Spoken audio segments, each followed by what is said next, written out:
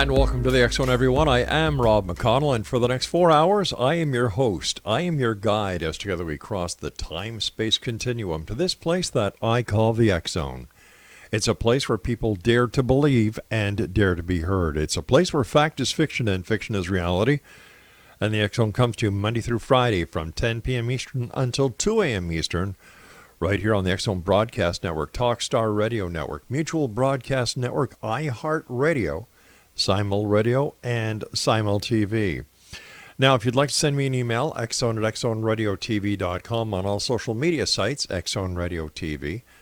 Now, for all the programming we have available for you 24/7, 365 on the X Zone Broadcast Network, our website is xzbn.net.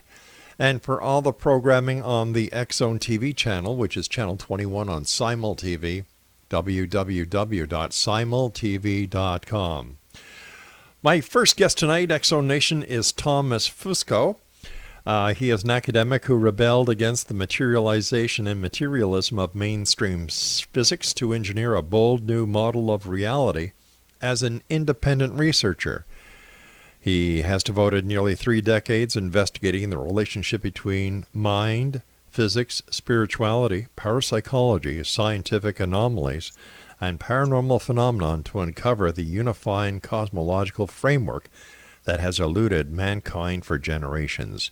Joining me now is Thomas Fusco. And Thomas, welcome to the X Zone. Hi, Rob. Thanks for having me on, man. Hey, it's great having you, partner. Listen, tell us more about yourself and how what was it that kind of shook the tree that you decided to go out on your own and say, hey, listen, I'm going to do it my way because I know something is out there, and if you're not going to tell me what it is, I'm going to find out what it is.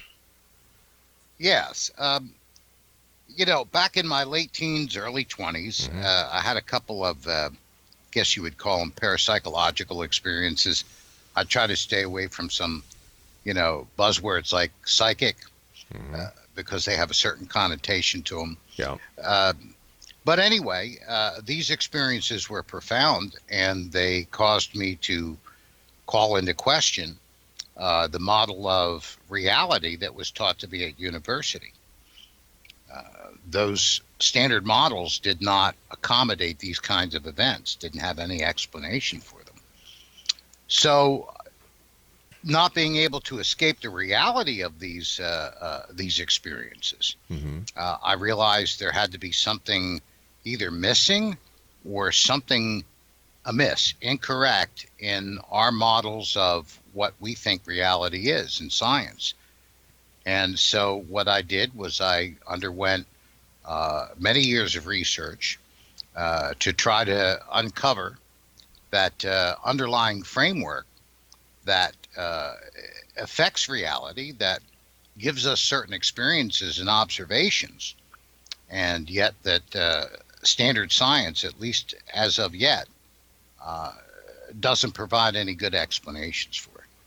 Why do you think science or mainstream science isn't as involved in finding out what lies beyond the curtain? For example, why don't they really get into the paranormal? Why don't they get into parapsychology, spirituality, and everything that a lot of people are talking about today? It seems like science, mainstream science, looks at this as a taboo area. Pretty much, at least today. There was periods of time where serious researchers in the scientific community delved in this, tried to take a closer examination of it. But I think primarily, rather than being conspiratorial, what most people don't realize, Rob, is that science is driven by financing. Very rarely are you going to find a scientist that has deep enough pockets to fund his own research. So we have corporations, we have governments who are providing the funding to do the kind of research that they want. They're looking for specific results. And quite honestly, delving in things that go bump in the night are not good for that. They're not part of the agenda. And they're, in fact, I personally have spoke with a couple of different scientists that were actively involved in that research and in the business end of the community that made me swear that we had never had that conversation. For those very reasons, it's easy to get blacklisted. Unreal. So that's primarily what's going on.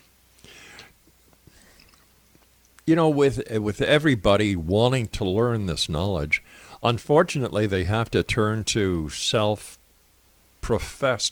experts. And a lot of these experts are leading the people down the garden path towards a dead end or to conclusions that are scary, to say the very least. So doesn't the scientific community take a look at this and say, well, listen, as responsible members of academia and the sciences, it's our obligation to investigate this, take it seriously so that we can help mankind. Like, you know, you've got millions of people who see UFOs. You've got millions of people who have encounters with those on the other side, ghosts, things that go bump in the night, Bigfoot. So why, if all these people are saying, hey, listen, something is there, why doesn't science listen? There's got to be something more to it than the money factor. You know, there is, but primarily it is driven by a particular image that the scientific community needs to maintain in order to hold its place of prominence and position. There are scientists that are researching these types of things, but they're kind of in the background and under the table, so to speak.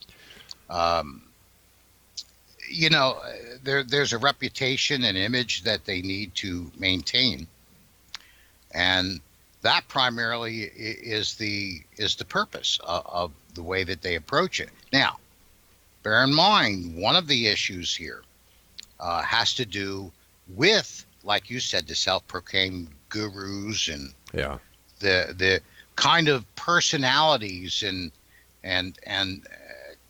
characterizations that you deal with in that alternative community. And if I were them, I probably would not want to be associated with them either. But here you are, an academic who is going against the stream. What is your motivation? Why are you doing what you're doing? Well, my goal, Rob, was, and again, unlike a lot of the so-called gurus that are in that alternative community that also have a personal agenda, mine was simply for the search for truth.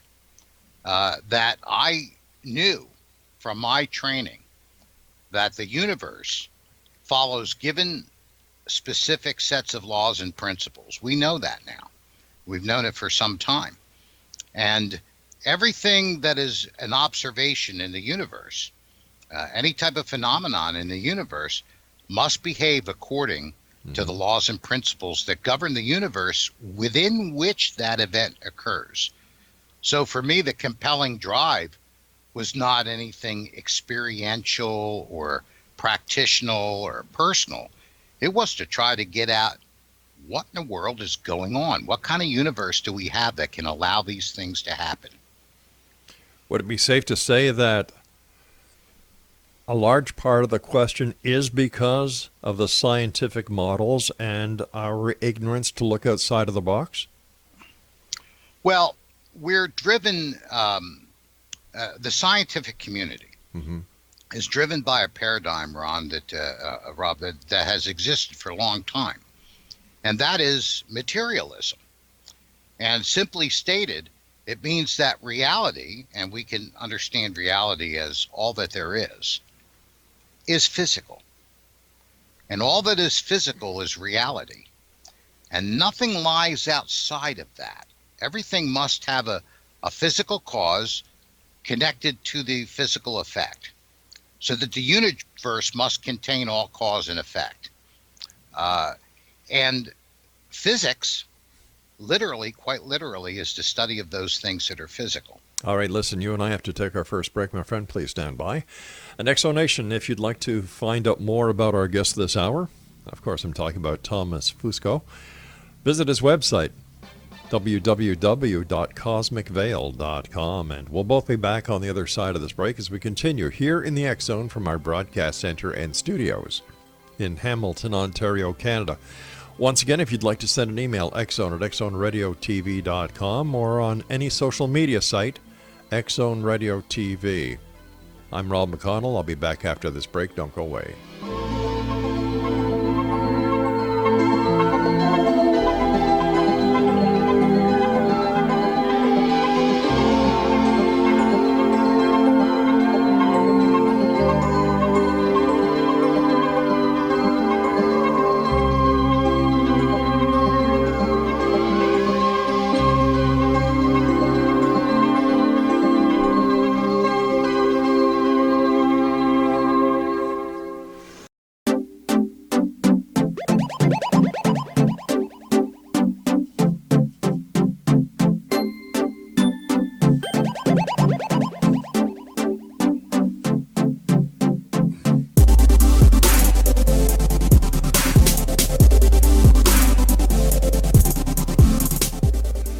Exonation, our guest this hour is Thomas Fusco, and his website is cosmicveil.com. That's cosmicveil.com.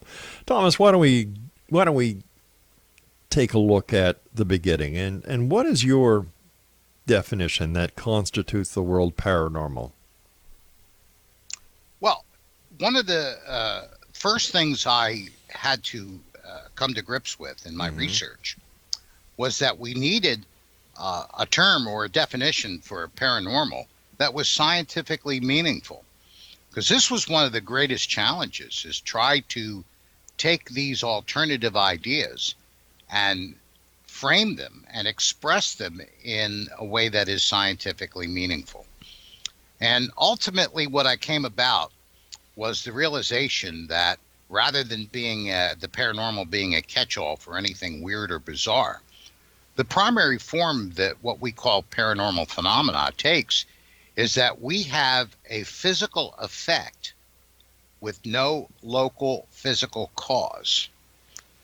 So, for example, if somebody on a paranormal investigation, for example, might see a shadowy figure walking through the room and realizes it's one of the other investigators, that's normal. Because we have a body, a physical body, that is causing the effect that we can observe as reflected light or absorbed light. So we have a physical cause and a physical effect.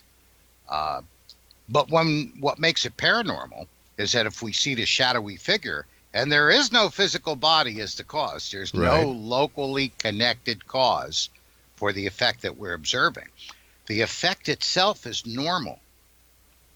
Everything that we're experiencing and seeing, we're seeing those things in an expression of normal physics. But what we have is what we would call non-local causality, or for short, in the scientific realm, we call it non-locality. And this is what makes an event paranormal. We have an effect, a physical effect, with no local physical cause connected to it. Let me ask you this question then. Based on your research and your academic accomplishments, are ghosts real? Is the paranormal something that is quote-unquote paranormal, or is it just a realm that we have not been able to establish and define yet? Well, when we talk about what's real, we have to take a look at experiences. And this is one of the reasons why mainstream science kind of shies away from these type of questions, because it really kind of paints them in a corner. For example, back in the 1800s, when the scientific community pretty much dismissed the reports coming from the peasants on the countryside of rocks falling from the sky, they said there's no rocks in the sky, so there's no such thing as a meteor or a meteorite. All we have to do is experience one. If in the entire history of human existence, if we observe one rock that falls from the sky, then that's real. So when we talk about are ghosts real, We're talking about reports of specters and ghosts and apparitions dating back really even to biblical times and before. So a scientist to completely dismiss it and be true to the scientific method would have to be able to disprove every single experience or event. So what we are left with is the need to come up with a scientific theory, a scientifically meaningful model in which these type of strange phenomena can fit in and live in coexistence with other physical normal observations. Then we have a starting point. And that's what supergeometric theory, the theory of supergeometry in my work does. It gives us a place where the supernatural is no longer some weird, ambiguous, hazy, nebulous thing, but it actually has a hard presence in the model of reality that also lends us insights into scientific anomalies that we yet have not found answers for in normal science. All right, so let me ask you this. How did you come up with this supergeometry? And how has it been proven to be everything you claim it to be? Has it been reviewed by your peers? I haven't written a scientific paper on it, no. So is it safe to say that right now it's just a theory, a hypothesis? Well, yes, it is a theory, but a theory's a tricky thing, Rob. When we talk about that word, commonly in the common language, the word theory is thrown around quite willy-nilly.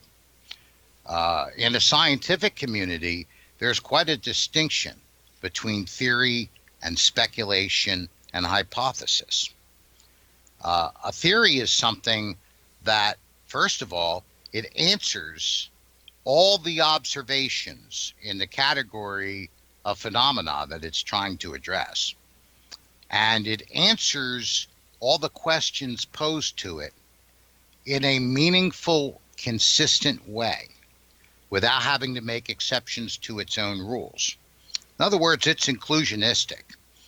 And supergeometry is the first theory of the supernatural that actually is able to pass that particular theoretical or mental test. How does it do that? How would you be able to use your theorem to prove that, let's say, ghosts are real? How can you do this using geometry? Well, with geometry, the idea is that geometry is physical geometry. The idea of supergeometry is a superstructure over that. Mm-hmm. Give me an example. Let's see. Here's one that people talk about all the time, quantum physics. And we talk about the quantum world and how strange it is compared to the macro world. Okay. And the macro world is best defined by Einsteinian relativity. And the micro world is best defined by what we used to call quantum mechanics. And now it's more quantum field theory. The problem is that these are different sets of rules. And that the one realm does not behave according to the rules in the other realm and vice versa. I'm sure you've had tons of conversations about this. I have, yes. I have. And and the audience has heard it 1,000 times. Mm-hmm. And we have not been able to reconcile these things. But the problem is that in the physical paradigm, in the materialistic paradigm of established physics, we have what I call a two-state reality. Okay. We have the quantum state and we have the relativistic state, the micro and the macro. And these two seem to oppose one another, and we need two different principles or sets of principles in order to define physical reality. What supergeometric theory says is that there is more to reality than what is physical. Now, that's been said for thousands of years by religious sages and philosophers and all that, but it's never been given a crystallized form. So let's say in supergeometric theory, What we're talking about is three states of reality. And what that third state is what we might call superphysical or supergeometric, a superset of physical geometry. And furthermore, we get the understanding based on the concept of information. If we have time, we'll go into that the physical universe actually emerges from the superphysical, just like it did at the beginning of time.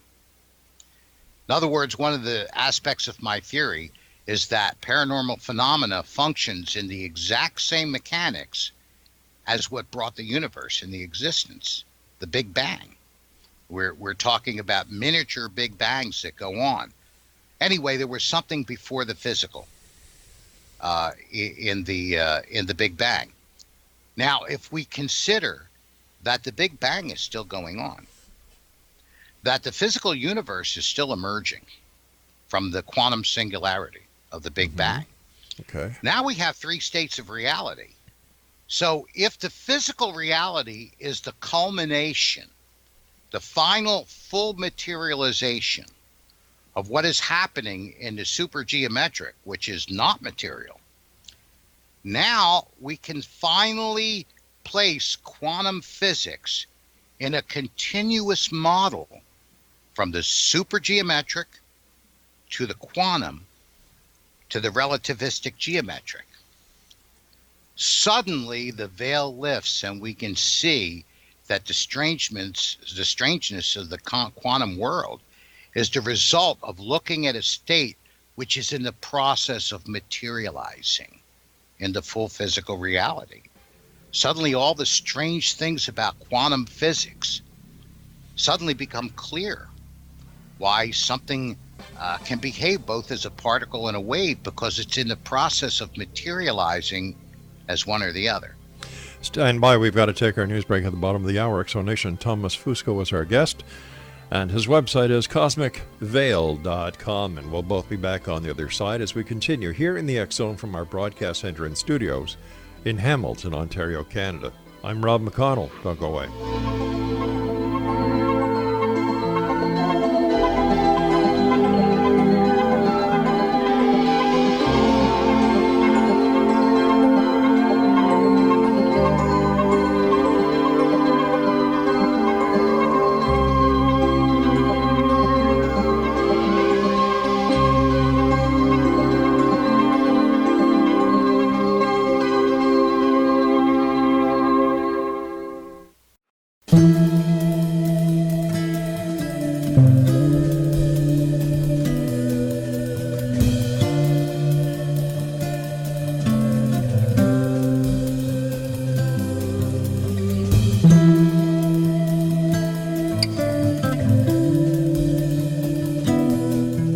Thomas Fusco is our special guest this hour, Exonation, cosmicveil.com.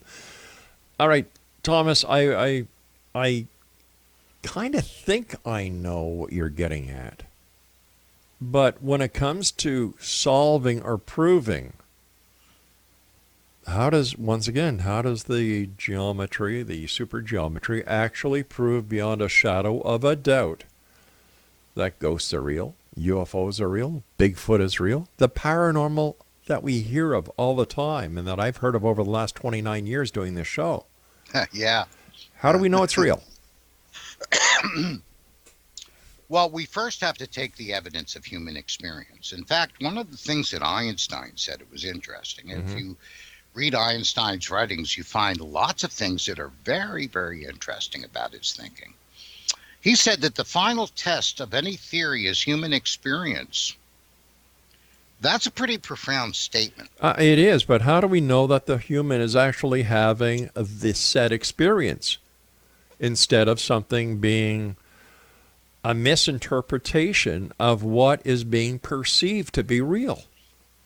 Well, we have enough instances, I believe, enough evidence that we have human beings experiencing something, making an observation, and then being confirmed by instrumentation that is recording and measuring it. Such as?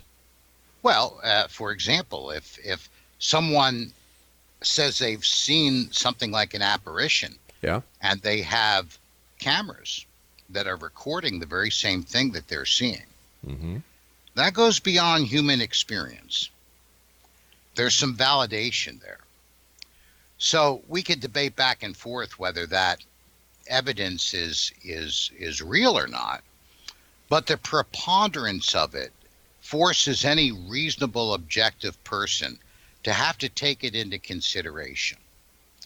We have some very paranormal things that go on in standard physics that are called anomalies that we just know are, but have no explanation for what they are and why they behave the way they do. All right. Is it possible that the science that we have today, the physics we have today, the mathematics that we have today, is not everything that is to be known yet? And instead of trying to fit whatever it is into a box that people can say this is what it is, wouldn't it be better to look and see exactly what we're missing from the equation and learn that part of the equation? What happens if we find out 15, 20 years from now that Einstein was wrong?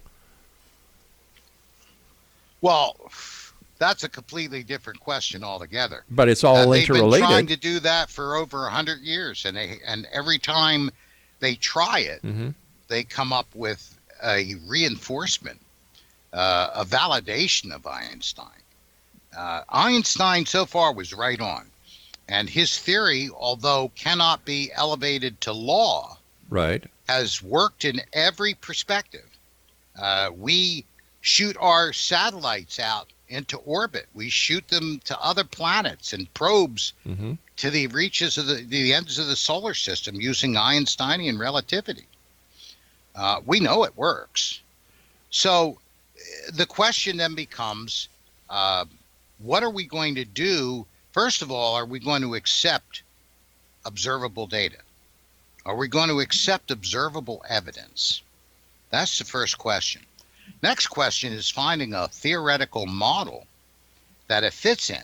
And this, I think, Rob, is what is revolutionary, most revolutionary about my work from a scientific perspective. I'll give you an example.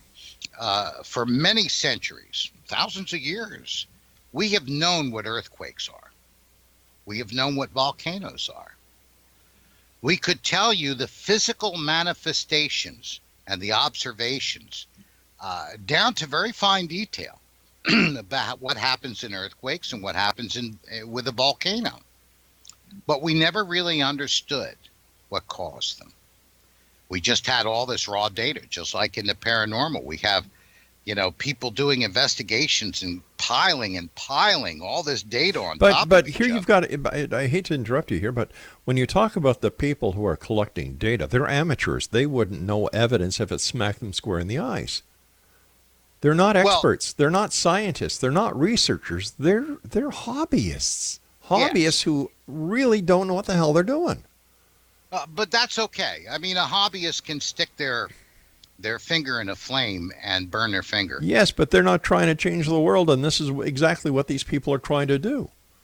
They're trying to prove that everyone is wrong and they are right, and I admire them for that. However, they have no idea of what they're doing. So how can we take anything that they collect and put it in a pile that is research or data? Well, there's a difference between observation and conclusions drawn from that observation.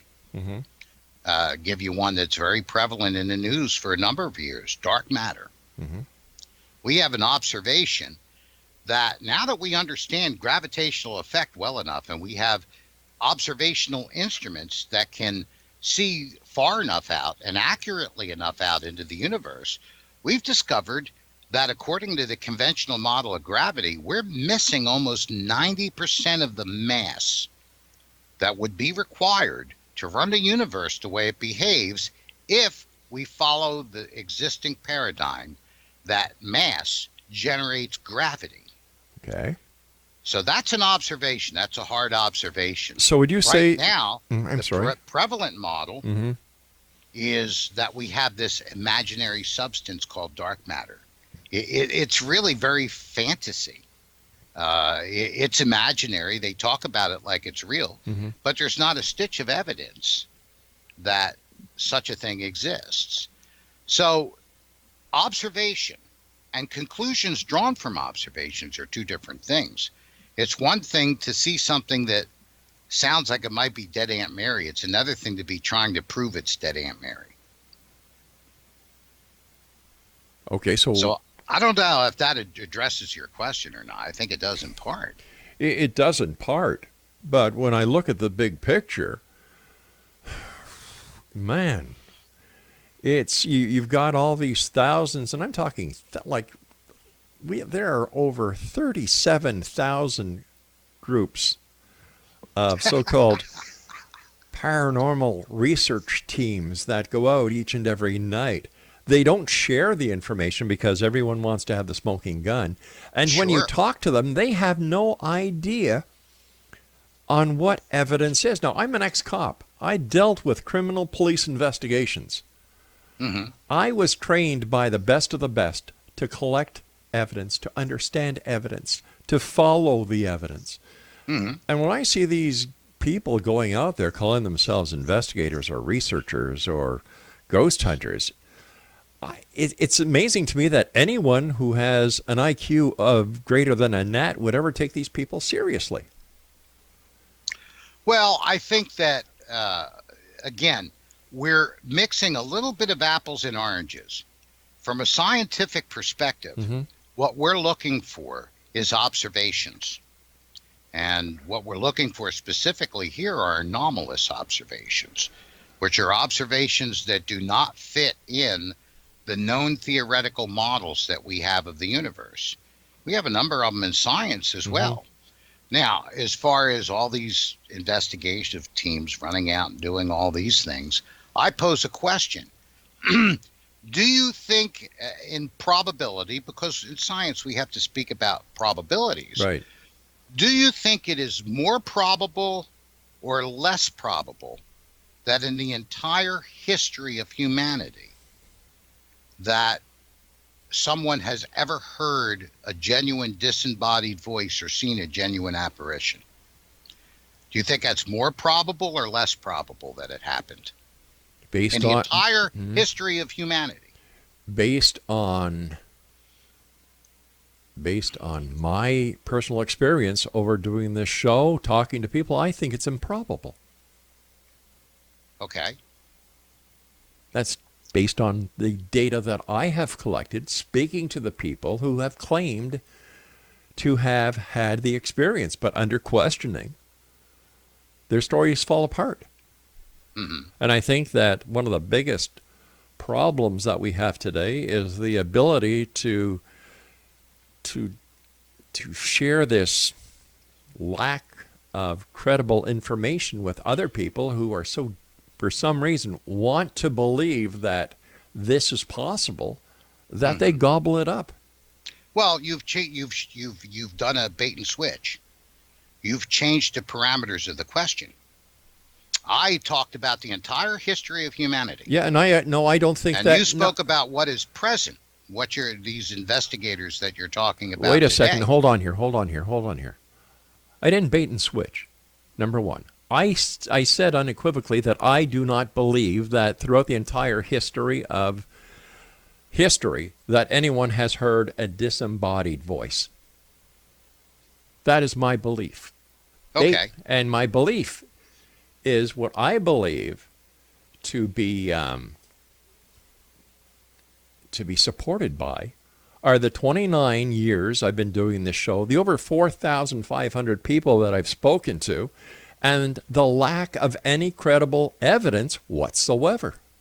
So if we cannot, in this day and age of highly technological equipment, gather such evidence, I don't see how it could be done in the past. We'll be back on the other side of this commercial break. Don't go away.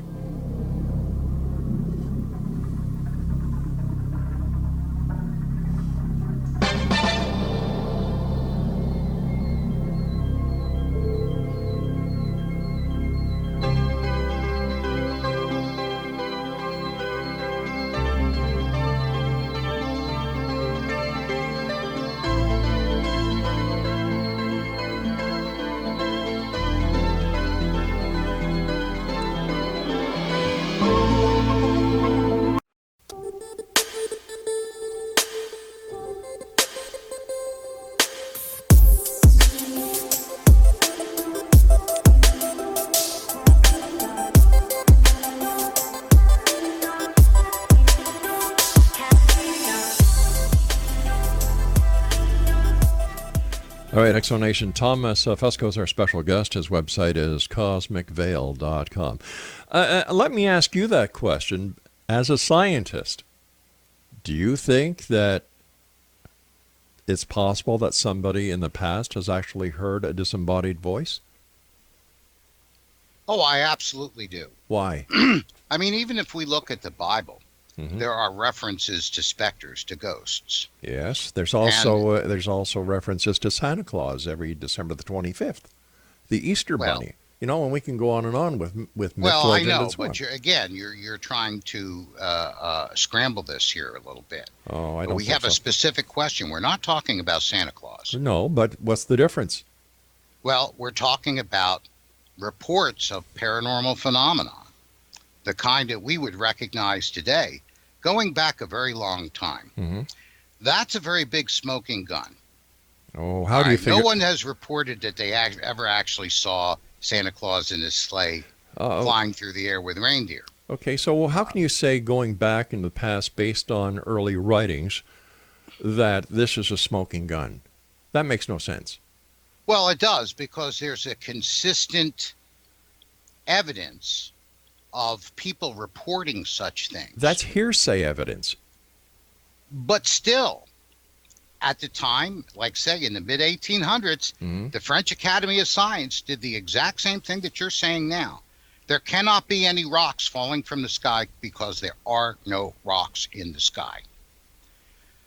Oh, I think they that completely dismissed any kind of anecdotal evidence or reports being nonsense, because rocks can't simply be in the sky. Well, having been to Hawaii a number of times and other areas where volcanic activity is going on, I know for a fact that rocks do fall from the sky after a volcanic eruption.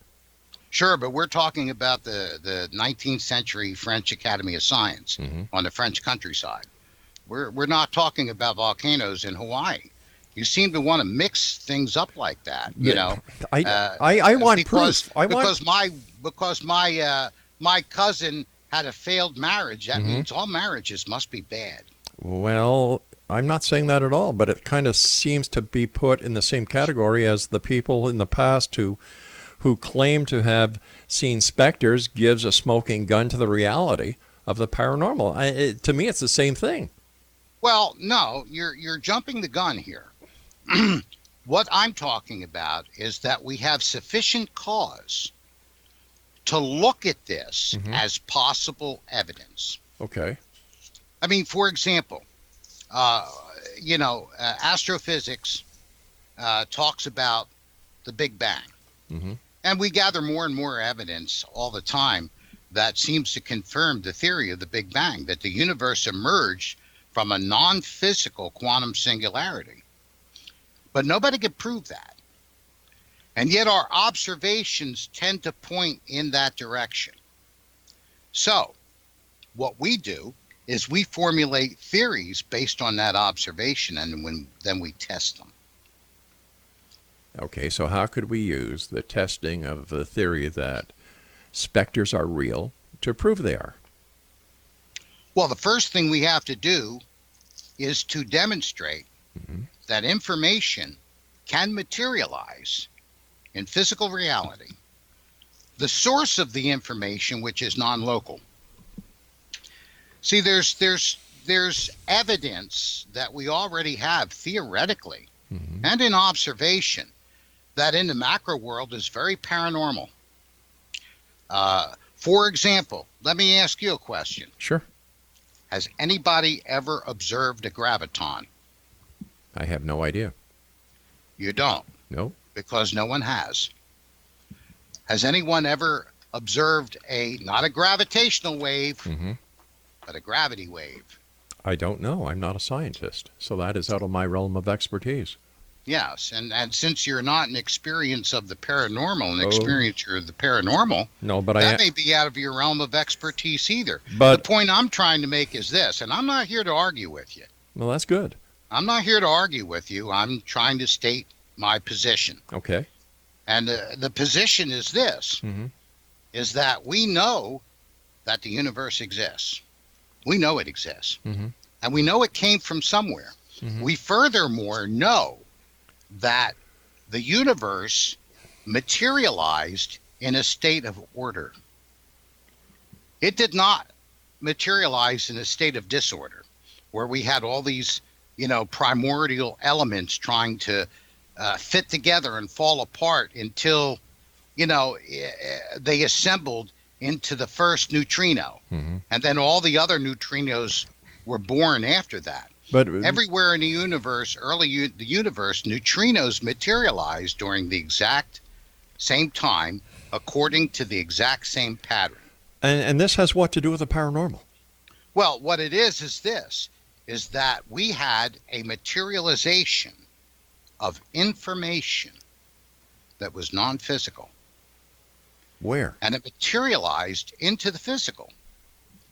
The quantum singularity had to contain the information from which the geometry of the universe arose. The first thing that arose in the Big Bang was a field of space-time. Space-time is a substantive field that has a geometry. Space-time did not establish its own order. Its order was established at the very beginning of the universe, and that means that the information, which is a subject I mentioned earlier, without the concept of information, you are absolutely blind in any of this, no matter who you are. Mm-hmm. The information from which those primordial particles and the actual fabric of space-time was designed after, materialized from, existed in that non-physical quantum singularity. Okay. And then it opened up and materialized. Therefore, the entire universe is an example, based on our best understanding, of a paranormal event, a materialization of a physical effect without a local physical cause. So the whole universe is paranormal. Okay. When we talk about gravity, you learned as a child, in school, that the moon is held to the earth by gravity. What they didn't tell you is that there's no physical connection. In other words, gravity is not a force like the other forces that are conveyed by particles and waves. There is no such thing as a gravity wave or a graviton, to the best of our research, to the nth degree, and they've been trying for a long time to find it. It just doesn't exist.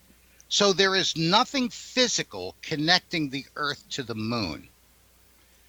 It's what Einstein called spooky action at a distance. These are the kind of things that the common person they're simply not familiar with. So consequently, we have a paranormal event. Gravity is paranormal because it's an effect with no local physical cause connecting the one body to the other body. And so we have examples. We have entangled photons, entangled particles that at great distances from one another, the state of particle A in the entangled pair, if it's changed, then particle B instantaneously at infinite velocity changes to maintain the balance between the correlated pair. And those particles can be separated by light years. All right, so tell me in plain English, because I'm sure our listeners are saying, what the hell is he talking about? In plain English. If you wanted somebody to sit here and talk about plain English, you could have invited another guest on the show. Well, you're right, I could have. Yes. But I'm here to talk about science, and that's not what you hear too often from these people. Well, yeah, but you could be baffling us with words and meanings that actually mean nothing. Our listeners don't. There's an old Irish saying, bullshit baffles brains. Mm-hmm. So I'm sitting here, and I've talked to astronauts, physicists, scientists before, who I can understand what the hell they were talking about, but I'm having a problem understanding what you're trying to say and what you're trying to get across. Yes, because you invited someone who has a theory about a new paradigm of reality. It's just like I was talking about earlier, and you... Oh, enough of his babble. His problem is he is too big for his own britches. His arrogance is why nobody really believes or will understand what he says. Bullshit baffles brains. And I think this is the perfect example. He brings in a lot of different things, but when it comes to answering a direct question or in a manner that our listeners would understand, he's out to lunch. He is totally out to lunch. Man alive, I thought the paranormal people, some of them were out to lunch, but this is a scientist, if anything. And, his claim to fame is coast to coast. Well, good for you. Most of the people who listen to Coast are fast asleep in the first 5 minutes. We'll be back on the other side of this commercial break as we continue here in the X Zone from our broadcast center and studios in Hamilton, Ontario, Canada. I would like to say one thing. Art Bell was coast to coast. After Art Bell, there was never, ever a coast to coast. We'll be back, don't go away.